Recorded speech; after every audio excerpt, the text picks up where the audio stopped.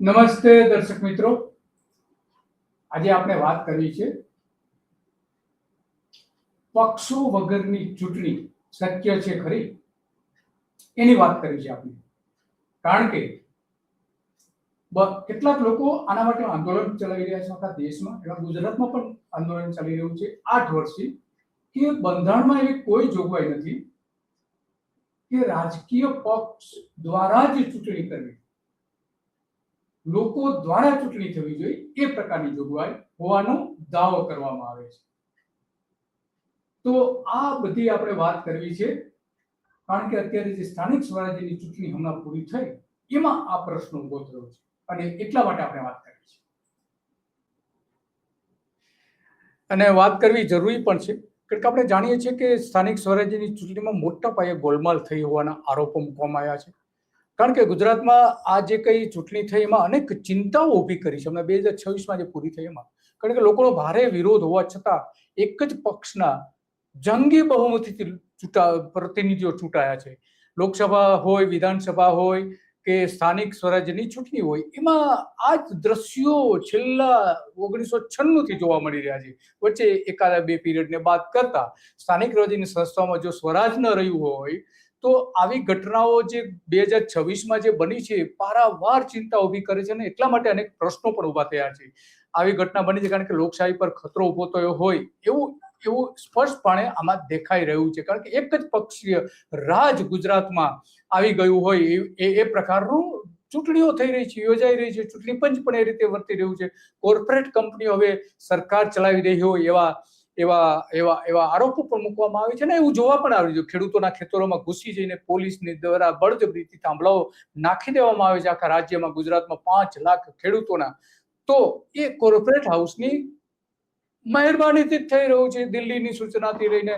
તો આ બધું જે કેમ થઈ રહ્યું છે, સવાલ એ છે કારણ કે એક પક્ષ સતત ચૂંટાઈ રહ્યો છે. ખરેખર સત્તા પરિવર્તન થવું જોઈએ. એક પક્ષ રાજ કરે, બીજી વખત બીજો પક્ષ આવે તો કંઈક લોકશાહી ટકી રહે. પણ તો આ બધા જ મુદ્દાઓને લઈને ગુજરાતમાં જે 8 વર્ષથી આંદોલન ચાલી રહ્યું છે, રાજકોટના અશોક પટેલ એ આપણી સાથે જોડાવાના છે અને આમાં કઈ રીતે 8 રાજ્યો, બીજા અલગ અલગ દેશના 8 રાજ્યો પણ, મહારાષ્ટ્ર સહિત 8 રાજ્યો પણ આ જ પ્રકારના આંદોલન ત્યાં ચલાવી રહ્યા છે અને બધાની સાથે સંકલનમાં રહીને આ દેશવ્યાપી આંદોલન ચાલી રહ્યું છે. તો એ આપણી સાથે જોડાવાના છે અને એમાં કેટલીક બાબતો પણ આપણે રજૂ કરવાની છે. રજૂ એટલા માટે કરવી છે કે અત્યારે ગુજરાતમાં છેલ્લા ઘણા સમયથી સ્થાનિક સ્વરાજ્યની ચૂંટણીઓમાં જે આ 2026માં જે થઈ એમાં 10 મહત્વના મુદ્દાઓ જવાબ માંગી લેવા છે. જવાબ ચૂંટણી પંચ આપતું નથી, અદાલત નથી આપતું, તંત્ર નથી આપતું, અધિકારીઓ નથી આપતા. એમાં ખાસ કરીને મતદાર યાદી જે બનાવે એમાં 13% મતદારોને કાઢી મૂકવામાં આવ્યા, એના નામો રદ કરી દેવામાં આવ્યા, ઉમેદવારોના ફોર્મ રદ કરી દેવાયા મોટી સંખ્યામાં. એનો કોઈ જવાબ નથી રહેતી. બિનહરીફ ઉમેદવારો મોટા પ્રમાણમાં થયા, એ અગાઉ ક્યારેય ન થયા હોય એવા થયા છે. તંત્રનો ગેરઉપયોગ કરવામાં આવી રહ્યો છે. સરકારી દખલગીરી વધી ગઈ એવા અનેક ઘટનાઓ બની છે. નાણાંની હેરાફેરી થઈ રહી હોવા છતાં પણ નથી થઈ રહી એવા દ્રશ્યો જોવા મળે છે. મતદાતાઓની ફરિયાદો વારંવાર ઊભી થાય છે. મતદાન બહિષ્કારની વાતો કરવામાં આવે છે, પણ આ ફરિયાદોનો કોઈ જ નિકેલ આવતો નથી. ઉમેદવારોને, રાજકીય પક્ષોની ફરિયાદોનો કોઈ નિવેડો આવતો નથી. ચૂંટાયા પછી ઉમેદવારનું વોટ્સ ટ્રેડિંગ થઈ રહ્યું છે. અત્યારે જો આપણે જોઈ રહ્યા છીએ, અત્યારે પ્રમુખ અને ઉપપ્રમુખ અને મેયર અને ડેપ્યુટી મેયર બનાવવા માટેના જે કાવાદાઓ ચાલી રહ્યા છે, તો આ બધાની વચ્ચે આપણે અત્યંત મહત્વનું એ બને છે કે ભારતમાં જે અત્યારે ચૂંટણી થઈ રહી છે એ ખરેખર બંધારણ પ્રમાણે થઈ રહી છે કે એવા પ્રશ્નો પણ ઉઠાવવામાં આવે છે. અને એટલા માટે ગુજરાતની સ્થાનિક સ્વરાજ્યની ચૂંટણીઓ બાદ તાલુકા પંચાયત, જિલ્લા પંચાયતના પ્રમુખ, ઉપપ્રમુખ બનાવવા માટે પણ મોટા પ્રમાણમાં કાવા દાવા, ઉમેદવારો, ચૂંટાયેલા પ્રતિનિધિઓને ઉઠાવી જવા, આવા અનેક ઘટનાઓ બની છે. કેટલીક બહુમતી હોવા છતાં પક્ષને બહુમતી નથી આપવા દેવામાં આવી સત્તાના જોરે, અને પક્ષ પલટા, ગઠબંધન, અનામતની જોગવાઈઓ, સમાન મતના કારણે ચિઠ્ઠી દ્વારા નિર્ણયો, આવી ઘટનાઓ આપણે અનેક જગ્યાએ બની છે. કોઈ એક જગ્યાએ નહીં, તાપી હોય કે પછી બીજા કોઈ પણ વિસ્તારો હોય, તાપી આપણે પણ છે, તાપી જિલ્લામાં બની, આણંદમાં પણ આ જ પ્રકારના બની ત્યાં બહુમતી ધરાવતા તાપીમાં જે બહુમતી ધરાવતા સભ્યોની મતદાન પ્રક્રિયા પહેલા પોલીસ દ્વારા તપાસના બહાને એને રોકી રાખવામાં આવ્યા, એને ઉઠાવી જવામાં આવ્યા. આણંદ જિલ્લા પંચાયતના પ્રમુખ પદની ચૂંટણીમાં પણ આવા જ પ્રકારના કાનૂની મુદ્દાઓ ઉભા કરવામાં આવ્યા. અનુસૂચિત જનજાતિ અનામત બેઠક માટે ભાજપના ઉમેદવારની જે નિયુક્તિથી લઈને ઘણી બધી પ્રક્રિયાઓ, દાહોદમાં પણ આ જ પ્રકારના પાલનપુર તાલુકા પંચાયતમાં પ્રમુખ અને ઉપપ્રમુખની ચૂંટણીમાં ભાજપ અને આમ આદમી પાર્ટીની સમાન મત પડ્યા અને નિર્ણાયક ચિઠ્ઠી બની હતી. તો આ અરવલ્લી જિલ્લાથી લઈને અનેક જગ્યાએ થઈ ગયા છે. તો ચૈતર વસાવા ધારાસભ્ય આમ આદમી પાર્ટીના, એ પણ આવી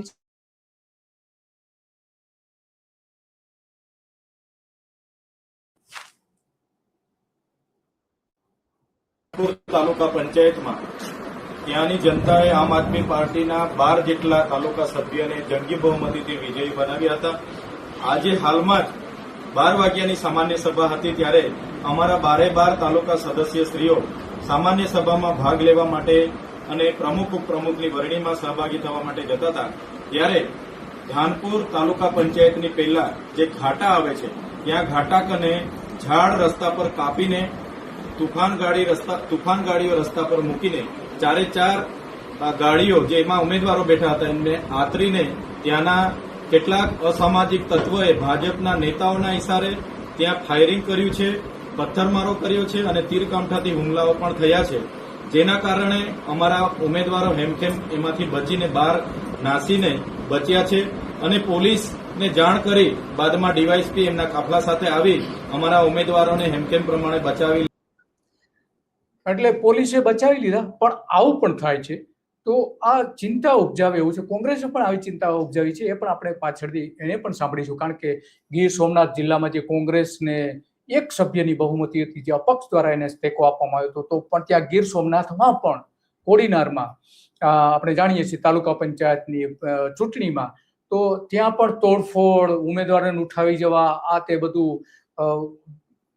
પેલા તો ઉમેદવારો જીતે નહીં એ માટેના પ્રયત્નો છતાં પણ એક સભ્ય વધારે અપક્ષ જે હતા એને કોંગ્રેસને ટેકો આપ્યો. તો ત્યાં જે રાજકીય ખેલો થયા, એની પહેલા જે રાજકીય તણાવથી લઈને ધાક ધમકી કરવાના ભારતીય જનતા પાર્ટી દ્વારા પ્રયત્નો થયા. તો આવું હવે ઠેર ઠેર થઈ રહ્યું છે. બનાસકાંઠાના વડગામ તાલુકામાં પણ સભ્યની ગેરહાજરીએ સમગ્ર રાજકીય ચિત્ર બદલી નાખ્યું હતું. એક સભ્યને, કોંગ્રેસના એક સભ્યને કારણે ભાજપ ગેરહાજર રહ્યા હતા, એના કારણે ભાજપને સત્તા મળી હતી. વાવ થરાદમાં પણ આવું થયું છે. વાવ થરાદમાં પણ બહુમતી હોવા છતાં ભાજપની અનામત વર્ગના કારણે એના ઉમેદવાર પણ નતા બન્યા અને સામેના પક્ષને બનાવવા પડ્યા હતા. આવા રાજકીય ખેલ પણ થાય છે. ડાંગ જિલ્લાના વધઈની જે હમણાં વાત આપણે સાંભળી, તો આ નિર્ણયો જે બધા થાય છે એ ખરેખર બહુ ગંભીર બાબત છે. બીજી ગંભીર બાબત એ છે કે જે ચૂંટણી પૂરી થઈ સ્થાનિક સ્વરાજ્યની, એમાં 10,000 બેઠકો પર ઉમેદવારી પત્ર, જે બેઠકો હતી એમાં 32,748 ઉમેદવારો ઉમેદવારી પત્ર ભર્યા હતા. એમાં માત્ર 27,297 ઉમેદવારો રહ્યા હતા અને 25,580 ઉમેદવારો ચૂંટણી લડી શક્યા હતા. તો 22% ઉમેદવારો, 22%, આટલી મોટી સંખ્યામાં અગાઉ ક્યારેય ઉમેદવારો ખસી ગયા હોય, ઉમેદવારોને હટાવી દેવાયો, ઉમેદવારો બિનહરીફ થઈ ગયા હોય એવી ઘટના અગાઉ ક્યારેય નથી. તો આ એક પક્ષીય રાજ લાવવા માટેની આ બધી જ કવાત છે. 22% આ થાય છે, 13% મતદારો તમે રદ કરી દો છો, તો ચૂંટણી સ્વાભાવિક છે કે એક જ પક્ષ જીતી જાય. તો આ ચૂંટણી વ્યવસ્થા વાજબી છે ખરી કોઈ એક પક્ષ દ્વારા લડવામાં આવે એ માટે? અને એટલા માટે આ બધા પ્રશ્નો ઉભા થઈ રહ્યા છે. કારણ કે 13% મત હટી જાય છે.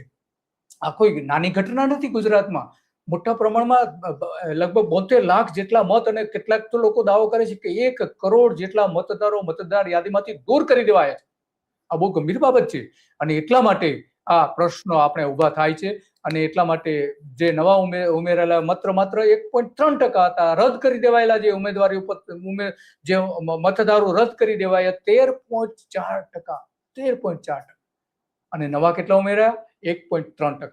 તો આ જે છે એટલા માટે રદ થયેલા ઉમેદવારી પત્રોની ટકાવારી જે છે એ 22%થી 28% જેવી ગણી શકાય છે જે સ્થાનિક સ્વરાજ્યની ચૂંટણીમાં. તો આ રીતે રદ કરી દેવા, કાઢી મૂકવા, ચૂંટણી હરીફાઈમાંથી દૂર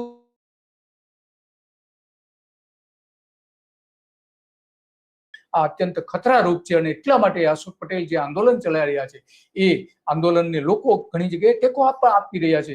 કારણ કે આ બધા જ ની વચ્ચે આપણે જાણીએ છીએ કે 11,000 ઉમેદવારોની જે ચૂંટણી લડવાની અરજી રાજ્ય ચૂંટણી પંચે ફગાવી દીધી હતી. આ કોઈ નાની ઘટના નથી. 11,000 આ કોઈ નાની ઘટના નથી. અને એટલા માટે આ બધી જ બાબતો ચિંતા ઉપજાવી કરી છે. અને એ ત્યાં પૂરું નથી થતું. આજે સ્થાનિક સ્વરાજ્યની ચૂંટણીઓમાં પ્રમુખ, ઉપપ્રમુખ અને જે જિલ્લા પંચાયતના પ્રમુખથી લઈને નગરપાલિકાથી લઈને જે કાવાદાવાઓ કરવામાં આવે છે એ અત્યંત ખતરનાક રૂપે કરવામાં આવે છે. પેલા મતદાર યાદી બરબાદ કરી નાખો, પછી ઉમેદવારી ભરેલા હોય ઉમેદવારી પત્રો પાછા ખેંચાવી લો, અને જે ઉમેદવારો ઉભા હોય એને એન કેન પ્રકારે બીવડાવી ધમકાઈને બેસાડી દો, અથવા તો પૈસાથી ખરીદી લો. અને જો એ ચૂંટાય તો એને કઈ રીતે પરેશાન કરવા અને સત્તા ન આવે એ માટેના પ્રયત્નો કરવા, એવી બાબત પણ આપણી સામે આવે છે. આપણે સાંભળીએ અમિત ચાવડાને, ધારાસભ્ય અને પ્રદેશ પ્રમુખને, એને પણ સાંભળીએ જેથી કરીને આખું ચિત્ર સ્પષ્ટ થઈ જાય.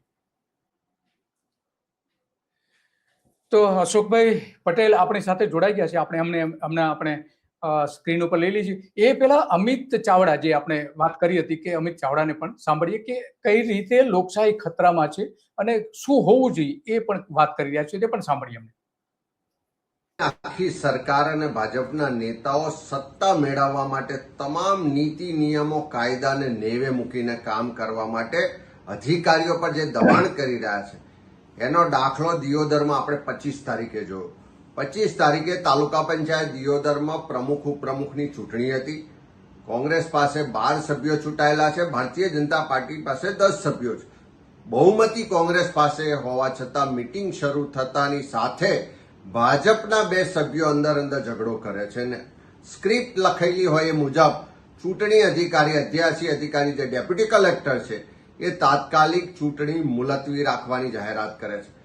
કોંગ્રેસના એક મહિલા સભ્ય જે પ્રેગ્નન્ટ છે, જેને ડેટ 27 તારીખે આપી છે, એ વારંવાર વિનંતી કરે છે, પણ એમને ધક્કો મારી દેવામાં આવે છે કે તમારી વાત નહીં સંભળાય, અને ચૂંટણી અધિકારી 27 તારીખે ફરી બેઠક મળશે એવી જાહેરાત કરે છે.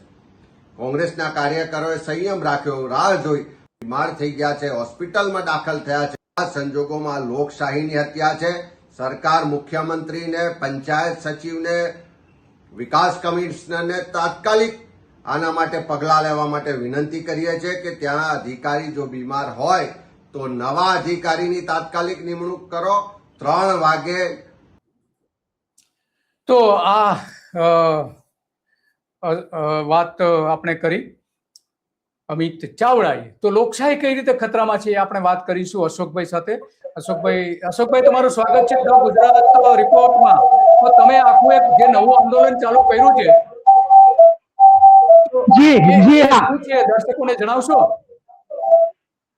હા જી, જુઓ, અમિત ચાવડાએ પણ લોકશાહી કીધું અને આપ પણ લોકશાહી કહી રહ્યા છો. આખો દેશ લોકશાહી કહી રહ્યો છે. પક્ષશાહીને લોકશાહી કહી રહ્યો છે. એટલે તમામ રહસ્ય તો ત્યાં જ છે. સંબોધન જ ખોટું છે. કારણ કે તમે દિલીપભાઈ છો, હું તમને મયુરભાઈ કહું તો ચાલે. સંબોધન જ ખોટું છે. આ અમારું કહેવું છે. લોકશાહી જેવું કશું ક્યારેય પણ દેશમાં આપણે જોયું જ નથી.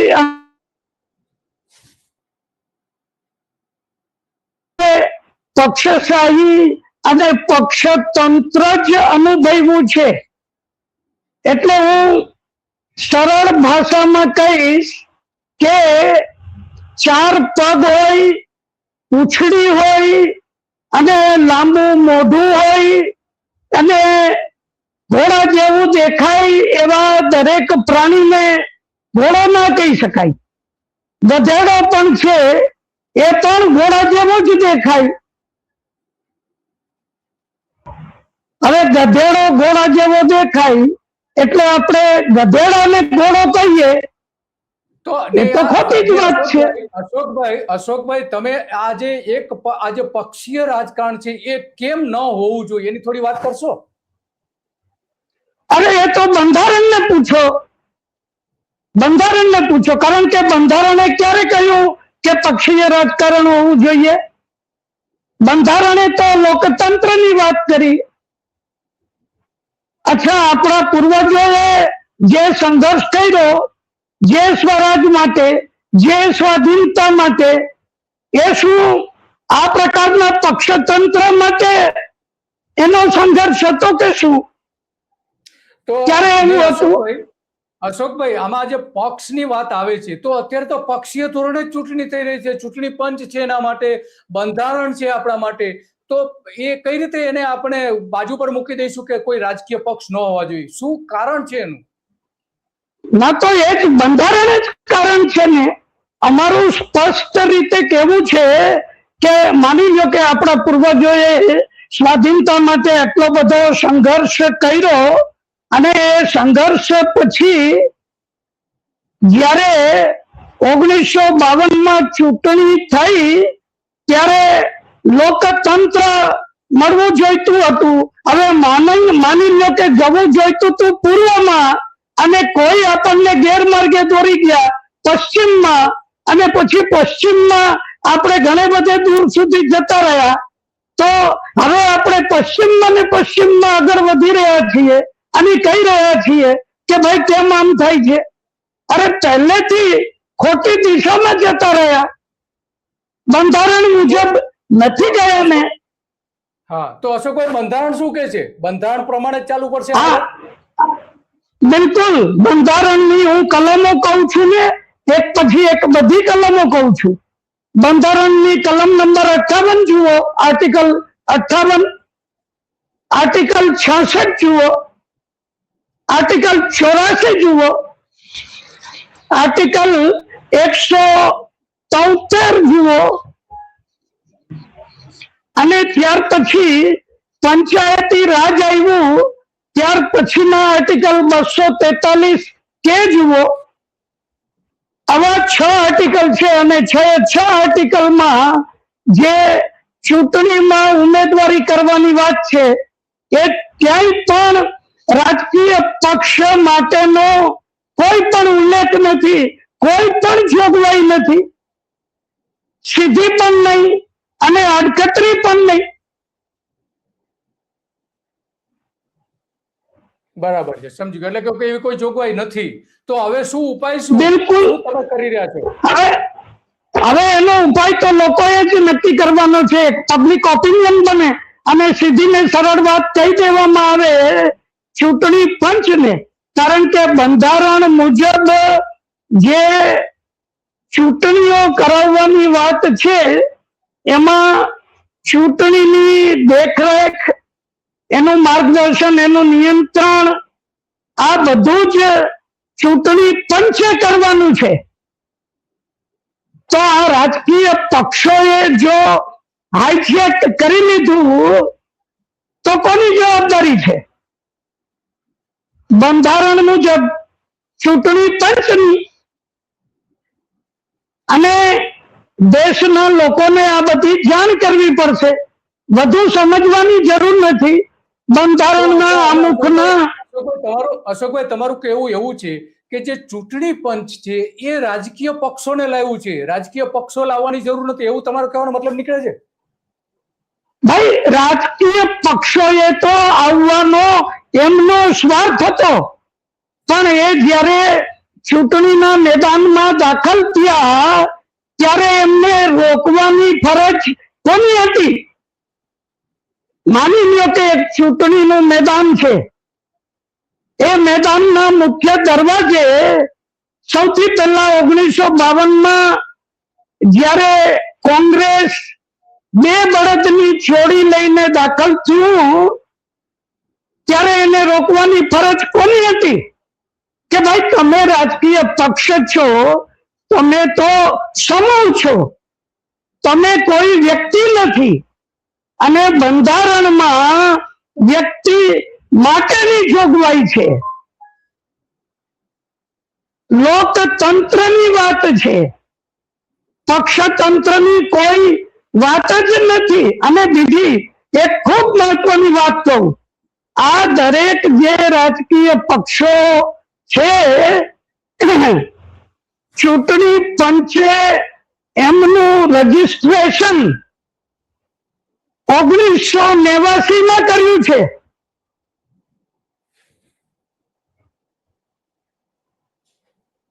હવે બંધારણ લખાયું 1950 માં, પહેલી ચૂંટણી થઈ 1952 માં, અને રાજકીય પક્ષોની નોંધણી શરૂ કરવામાં આવે છે 1989 માં. તો 37 વર્ષો સુધી ક્યાં ગયા હતા? કેમ 37 વર્ષો પછી નોંધણી કરવાનું જ્ઞાન થયું? પહેલી ચૂંટણીમાં 1952 માં જો એ બંધારણીય છે અને બંધારણમાં જોગવાઈ છે, તો 1952 માં જ નોંધણી શા માટે ના કરી?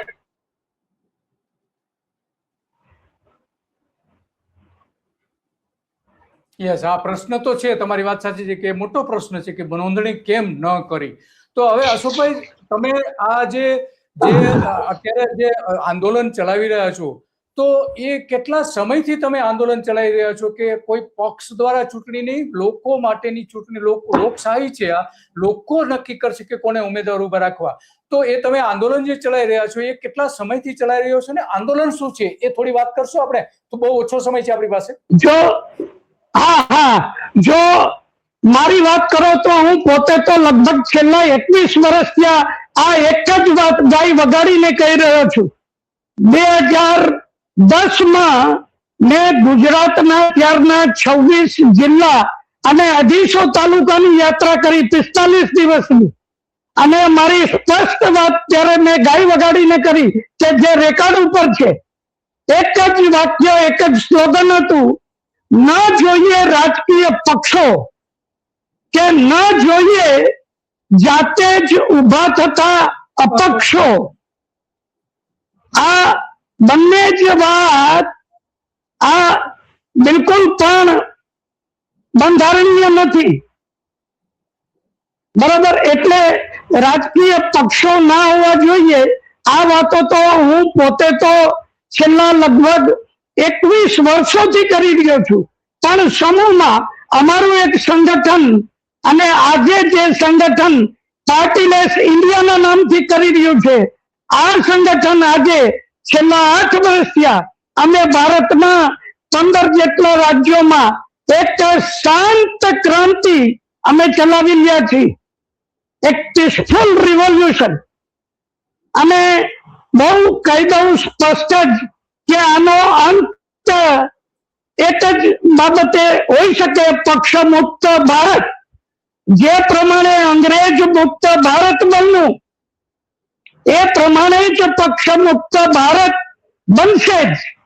અને જુઓ, 1857 માં બળવો થયો ત્યારે કોઈને પણ ખબર નહોતી કે 1947 માં આઝાદી મળશે. 90 વર્ષ થયા. એટલે હવે એ જ પ્રમાણે આજે 80 વર્ષો થયા દેશ ખોટે માર્ગે છે. એટલે એનો એવો અર્થ નથી કે સતત એ ખોટે માર્ગે આગળ વધતા જ રહેવું. ગમે ત્યાંથી પાછું વળી શકાય છે. અને લોકશાહી કહેવાનું બંધ કરવું જોઈએ. ચાલતી હોય પક્ષશાહી અને કહીએ લોકશાહી. આ ક્યાંનો ન્યાય છે? આ ક્યાંનો ન્યાય છે? પક્ષશાહી શા માટે ના કહી શકાય? જો પક્ષશાહી ચલાવી રહ્યા છીએ તો પક્ષશાહી ને લોકશાહી શા માટે કહેવી જોઈએ? જો પક્ષશાહી ને પક્ષશાહી કહેશું તો જ ખ્યાલ આવશે કે કઈ રીતે આપણે ગેરમાર્ગે જતા રહ્યા છીએ. અને રાજકીય પક્ષો તો સ્વાભાવિક છે કે એમનો સ્વાર્થ છે, એટલે એ તો ગેરમાર્ગે દોરી જ જાય. પણ ફરજ કોની હતી? ફરજ ચૂંટણી પંચની જ હતી.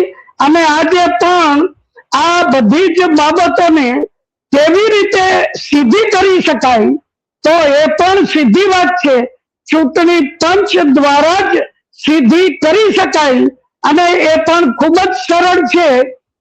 આજે ચૂંટણી પંચનું કાર્યાલય જો દરેક બૂથમાં ઊભું થાય અને બીજું કે ચૂંટણી પંચને અને કોઈ પણ સરકારને કોઈ પણ સંબંધ ના હોય, ચૂંટણીને અને સરકારને શા માટે કોઈ સંબંધ હોવો જોઈએ?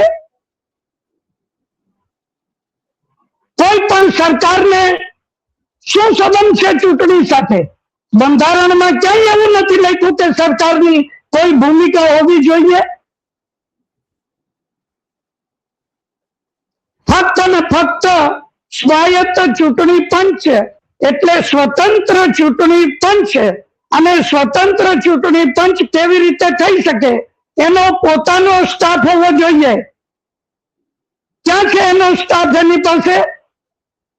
જ્યારે ક્યાંય પણ ચૂંટણી કરાવે ત્યારે જે તે સરકારને ફોર ધ ટાઈમ બિંગ ચૂંટણીના દિવસો પૂરતી સરકારી મશીનરીને ઉછીની માગીને ચૂંટણી કરાવે છે. શા માટે? સ્વાયત્ત છે તો શા માટે એનો પોતાનો સ્ટાફ નથી એની પાસે, ચૂંટણી પંચ પાસે? અને એની જોગવાઈ છે બંધારણમાં. હવે આ બાબતે જો મને વધુ સમય મળે તો આ બધી જ બાબતો હું સ્પષ્ટ કરી શકું છું. અને આજે તો બિલકુલ સ્પષ્ટ છે કે આ આદેશ જ છે, ઓર્ડર છે. અશોકભાઈ, આ જે તમે અત્યારે આંદોલન ચલાવી રહ્યા છો તેમાં બીજા રાજ્યો કોઈ તમારી સાથે જોડાયેલા છે ખરા? ના, રાજ્યનો આમાં પ્રશ્ન જ નથી. અમે અમુક લોકો છીએ, આ એક સંગઠન છે અને અત્યારે 15 જેટલા રાજ્યોમાં લગભગ અમે 150-150 જેટલા લોકો છીએ. અને આ સંગઠન અને અમારી સીધી વાત છે, અમે કોઈ રાજકીય પક્ષ નથી. અમે કોઈ રાજકીય પક્ષ નથી. અમે ક્યારેય પણ ચૂંટણીમાં ઉમેદવારી કરવાના નથી. ઓકે, હા. તો અશોકભાઈ, તમે જે આ વાત કરી, આપણે જ્યારે સમય મળશે અથવા મોકો મળશે ત્યારે અથવા તો એવો કોઈ વિષય ઉભો થશે ત્યારે ચોક્કસ તમારી વાત આપણે ફરીથી પણ રજૂ કરીશું, તમે જે વાત કરી તે. તો અશોકભાઈ, તમારો ખૂબ ખૂબ આભાર. ભલે. તો અશોકભાઈની વાત સાચી છે કે ચૂંટણી પંચ કેમ સ્વાયત્ત નથી.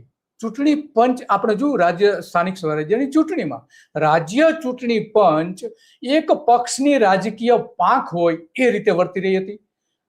કેન્દ્રીય ચૂંટણી પંચ છે એ પણ જોઈએ છે કે લોકસભા અને વિધાનસભાની ચૂંટણીમાં જે સત્તા પર બેઠા હોય છે એની પગચંપી કરવા સિવાય બીજું કંઈ કરતું નથી.